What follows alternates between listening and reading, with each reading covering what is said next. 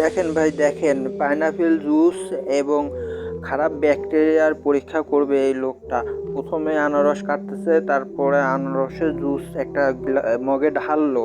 এখন এইটা হচ্ছে একটা যন্ত্রের নিচে দিয়ে পরীক্ষা করবে যে খারাপ ব্যাকটেরিয়া কিভাবে মারা যায়। এখন দেখেন এই যে মিক্স করছে, এখন দেখেন 1 সেকেন্ড 2 সেকেন্ড 3 সেকেন্ড এভাবে সময় যাচ্ছে, আর ব্যাকটেরিয়ার গতি কিন্তু আস্তে আস্তে স্লো হয়ে যাচ্ছে। দেখেন দেখেন একটা ব্যাকটেরিয়া অলরেডি স্লো হয়ে গেছে অনেক।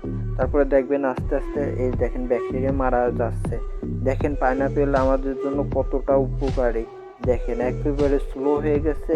তো আমাদের প্রত্যেকদিন উচিত যে একটা করে হলেও আনারস খাওয়া উচিত আমাদের প্রত্যেক দিন। দেখেন আমাদের এইসব ফল কত কাজে লাগে আমাদের শরীরের জন্য। এই ভিডিওটা চোখের সামনে না পড়লে জানতেই পারতাম না যে খারাপ ব্যাকটেরিয়াগুলোকে এইভাবে পাইনাপেল ধ্বংস করে দেয়।